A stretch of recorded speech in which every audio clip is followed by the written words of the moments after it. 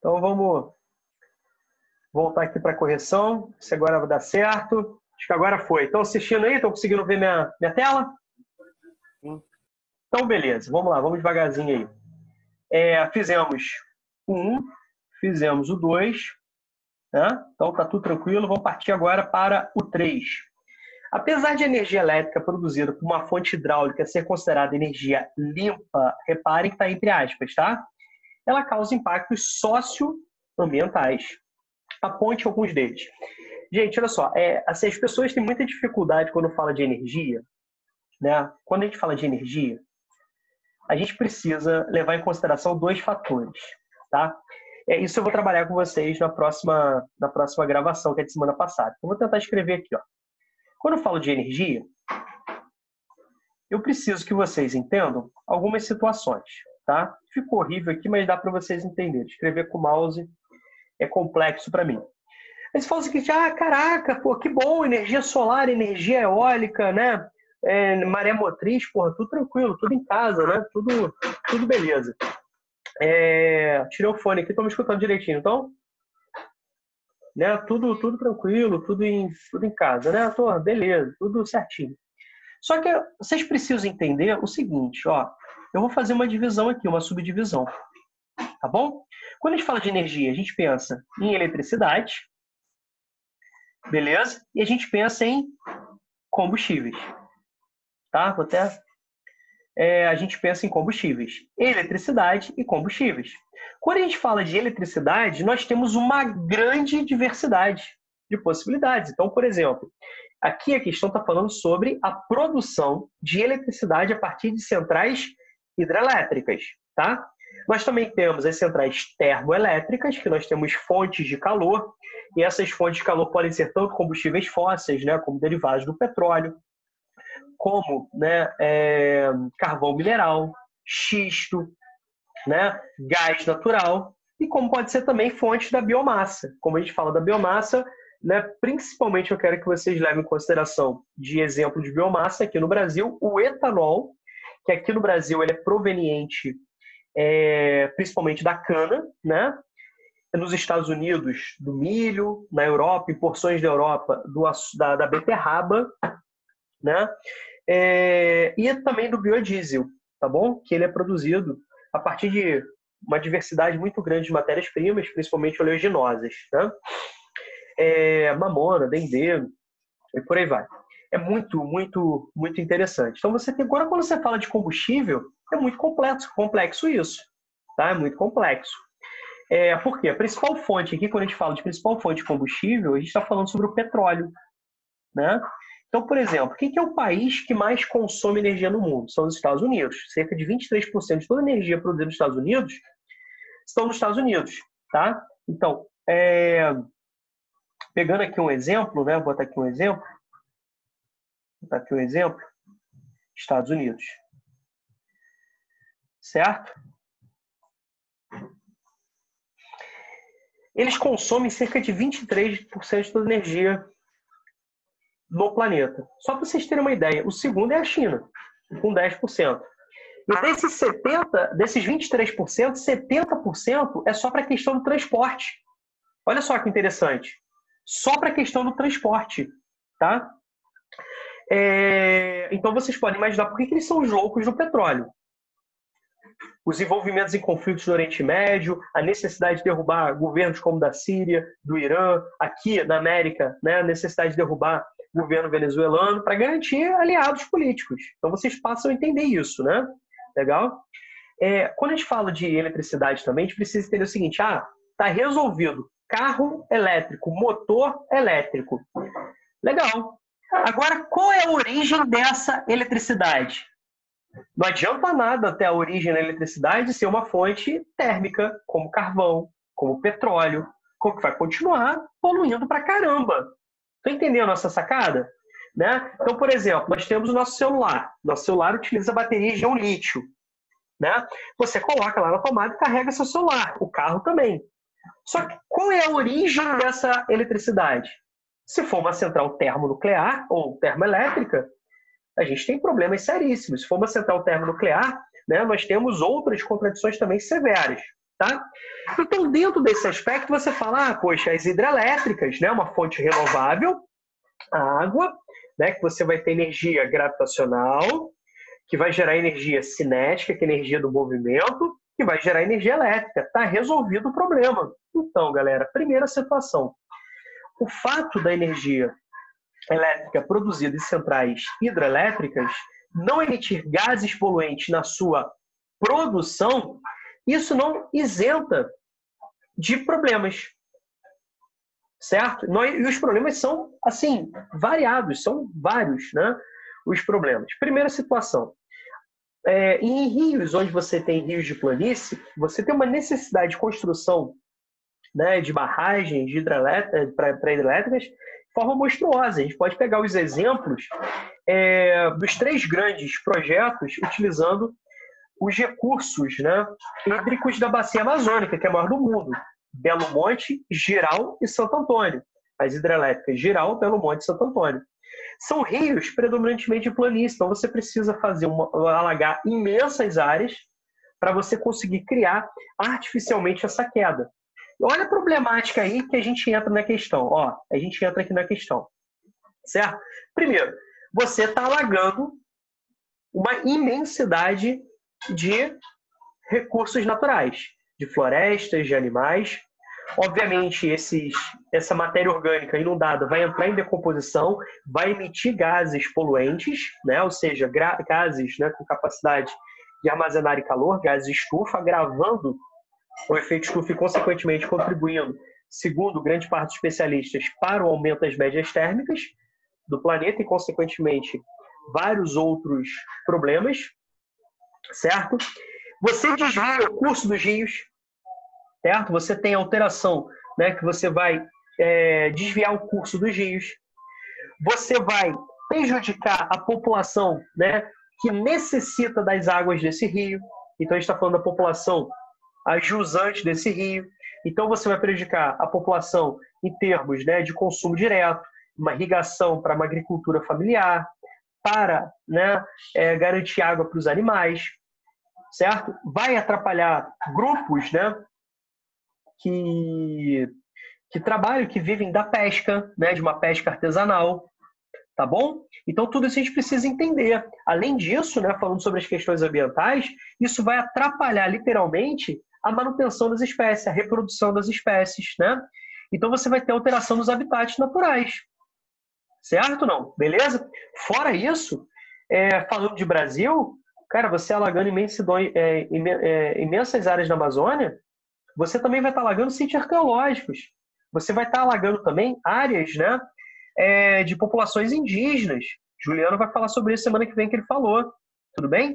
Então, são vários problemas relacionados às hidrelétricas, tá? A gente trabalha isso nos vídeos dessa semana, que foram postados na terça-feira. Meus amores, alguma dúvida em relação à questão número 3? Certo? Quando fala de alguns aqui, ó, no mínimo 2, tá? 2 ou mais. Alguma dúvida? Não? Não, Rômulo, essa matéria já tinha dado, assim, sobre hidrelétricas, assim, uns anos atrás, a gente já tinha falado sobre isso, eu acho, então... Isso. São matérias que versam, né, assim, é um assunto que o tempo todo está falando. Quando a gente fala de agricultura, quando a gente fala sobre urbanização, quando a gente fala de consumo energético, desenvolvimento industrial, a gente está falando sobre energia, não tem como, né? Uhum. Certo? Mas sempre volta. Vocês conseguiram entender essa polêmica aqui que eu queria chamar a atenção para vocês? Né? Carros elétricos está resolvido o nosso problema. Não é bem assim que funcionam as coisas, né? Então vamos lá para a questão número 4. Atualmente, observa-se que o consumo de energia no mundo é bastante desigual. Explique essa desigualdade. Meus amores, o que acontece? Quem é o maior consumidor de energia que eu falei para vocês? Estados Unidos, né? Aqui, ó. Coloquei para vocês Estados Unidos. Estados Unidos liderando. Quem são o segundo mesmo? Segundo? China. Isso? China. Terceiro. Opa! China. Na sequência, quem que nós temos aí, galera? Quem que nós temos? Nós temos União Europeia, nós temos Índia, beleza? Por exemplo, quando a gente fala do carvão mineral, os maiores consumidores de carvão mineral são China, Índia e Estados Unidos, consequentemente as 3 maiores populações do mundo. A China com uma população de 1,4 praticamente, né, bilhão de habitantes, a Índia quase 1 bilhão e 300, né, milhões, os Estados Unidos mais 320 milhões, né, quase 330 milhões de habitantes. Então, isso é muito sério, né? O problema, quando a gente fala do consumo de energia, a gente não pode falar apenas em termos quantitativos. Durante muito tempo, se relacionou o seguinte, poxa, crescimento, se está crescendo, precisa de mais energia. Como assim? Se cresce a população, precisa de mais energia. Se cresce o desenvolvimento industrial, precisa de mais energia. Se cresce a modernização do campo, precisa de mais energia. Certo? Se cresce, né, a lógica do consumismo, né, se avança a sociedade de consumo, precisa de mais energia. Até aí tudo tranquilo. O problema é que só isso não dá conta. Se a gente pegar, por exemplo, Manhattan, Nova York, cara, Manhattan não tem mais como crescer. Então, isso não significou que o consumo de energia se estabilizou. Pelo contrário, aumenta cada vez mais. Então, qual a explicação? Qual a explicação? É a tecnologia. Se nós compararmos uma sociedade pós-industrial, uma sociedade informacional, com uma sociedade ainda industrial, a gente vai perceber que essas sociedades, né, pós-industriais, como grande parte dos países desenvolvidos, os países centrais, elas consomem 3 vezes mais energia em média. Justamente pela questão tecnológica. Olha a quantidade de energia que nós temos, que nós gastamos hoje. Pô, tem pessoas que carregam tênis na tomada. Né? Vocês podem perceber, eu estou usando aqui, por exemplo, um fone Bluetooth. Eu estou usando um fone Bluetooth que precisa ser carregado. Estão entendendo? Olha a quantidade de itens que nós precisamos no nosso dia a dia para que consome energia. É algo assim absurdo. Tá certo? Então, quanto mais tecnológica, mais consome-se energia em uma determinada área. E, consequentemente, se a gente fala sobre energia per capita, energia por pessoa, energia por cabeça, os países centrais com maior capacidade de consumo também são aqueles que mais consomem energia, que mais necessitam de energia. Né? Então, vocês vão falar sobre a questão do subdesenvolvimento. Tá? A gente precisa entender isso. Tá bom? Então, se a gente falar, por exemplo, de China e Estados Unidos, né? E União Europeia, cara, isso representa quase 60% do consumo energético do mundo. Tá? Se a gente somar as outras regiões, né, se a gente pegar, por exemplo, a África, que tem um consumo próximo, né, a 3%, se a gente pegar, por exemplo, a América Latina, que tem um consumo próximo a 7%, certo?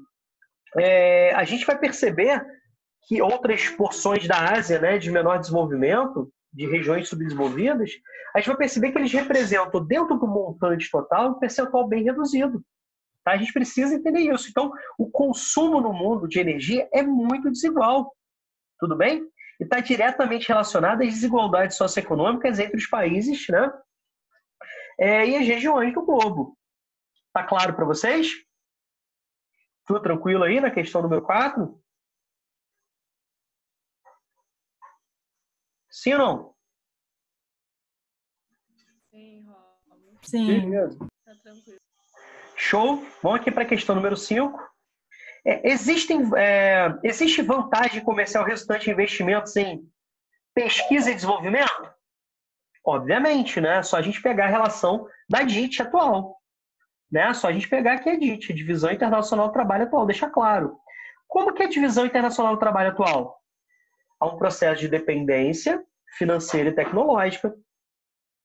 E outros há um processo de dominação financeira e tecnológica. Então, por exemplo, nós temos aqui financiamentos. Certo? Esses financiamentos, certo? Eles vão se dar em educação e tecnologia. Então, pesquisa, certo? E desenvolvimento. Beleza? Em P&D.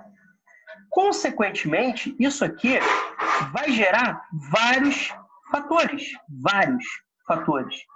Que fatores esses? Por exemplo, vai diminuir a dependência externa, vai garantir produtos, né, de maior valor agregado, vai garantir maior diversidade produtiva, vai garantir menor custo de produção, certo? Vai garantir maior desenvolvimento de mão de obra qualificada. Isso vai trazer vantagens como, por exemplo, né, a venda de royalties. Ou seja, os países subdesenvolvidos, que são dependentes da tecnologia de fora, eles necessitam pagar royalties. Então, quando você compra um celular, ou você compra qualquer outro produto que a tecnologia é de fora, ele é muito mais caro, porque tem que pagar royalties. Então, o Brasil, por exemplo, ele está caminhando na contramão disso aí, né? O Brasil congela investimentos na educação. Olha, por exemplo, durante a pandemia, quais são os países que melhor enfrentaram e estão enfrentando a pandemia? São justamente aqueles países que têm preocupações sociais, entre elas em pesquisa e desenvolvimento. Então, olha a China. Olha a China, que foi o epicentro inicial, foi a origem, que foi surpreendida com isso, não teve tempo para se preparar. Imagina se esse problema tivesse sido no Brasil. Tivesse começado aqui no Brasil. Vocês podem imaginar o prejuízo humano, o número de mortes que ia acontecer no Brasil? Certo? Então você pega países, né, de estados que investem, né, em desenvolvimento, em tecnologia e mesmo, né, na própria qualidade social. Então você vai perceber que esses países estão enfrentando muito melhor a pandemia. A gente está falando de uma Coreia do Sul, a gente está falando de uma Coreia do Norte, a gente está falando da China, a gente está falando do Vietnã, a gente está falando de uma Alemanha, a gente está falando, né, de alguns países nórdicos, né, europeus, a gente está falando de Cuba. Beleza? E isso aqui, galera, o que vai acontecer? Isso aqui vai trazer muito retorno, né? Isso tudo aqui, ó, vai gerar muito retorno, beleza? Vários retornos, não somente em termos de retornos econômicos, como eu falei para vocês, né? De um saldo na balança comercial mais favorável, né? Da entrada de royalties, menor dependência, maior autonomia, tá legal? Vai garantir melhores condições de vida, tá? Melhores condições socioeconômicas, melhores condições de vida e, consequentemente, vai garantir o quê? Que uma parcela seja destinada a novos investimentos, a novas pesquisas e, consequentemente, vai gerar um círculo positivo. Tudo bem? Então, nós temos vários exemplos, países centrais, China, que fazem isso. São países, por exemplo, que estão liderando as pesquisas sobre vacinas, né, sobre tratamentos. Tá certo? E quando eles descobrirem, olha a grana que isso vai rolar em termos de royalties. Estão percebendo? Certo? Então, a gente pode perceber isso, né? O Brasil, por exemplo, ele está caminhando ao contrário, né? Então, está caminhando ao contrário. À medida que ele diminui os investimentos em pesquisa e tecnologia, à medida que ele diminui os investimentos em educação, já foi anunciado que o orçamento da educação ano que vem vai ser um dos mais baixos da história. Então, você está gerando o quê? Maior dependência externa, menor produção de mão de obra qualificada, menor diversidade produtiva, o Brasil passa a ser menos atrativo, certo? Maior dependente, a balança comercial vai sofrer com isso, legal? E, consequentemente, nós vamos ter o quê? Menor volume para investir, a qualidade da população, da qualidade de vida da população vai cair, isso aumenta a miséria, consequentemente aumenta a violência, então vai gerando todo um processo, né, nocivo, né, cujos indicadores socioeconômicos, né, vão estar justificando isso. Tudo bem? Então a gente pode falar quem são os grandes líderes aí. Né? Pensa primeiro na tríade econômica, Estados Unidos, União Europeia com a Alemanha, né, que foi a pioneira da quarta revolução industrial, chamada Fábrica 4.0. A China é o país, por exemplo, que hoje que mais investe em tecnologia limpa, certo? Que a China está vivendo um pré-colapso ambiental em algumas cidades, né? Então, a China está investindo pesado em tecnologia limpa. Gente, alguma dúvida aqui? Deu para entender o esqueminha? Eu já fiz esse esqueminha algumas vezes para vocês. Tá tranquilo aí de entender a número 5? Tudo no esquema? Alguma dúvida?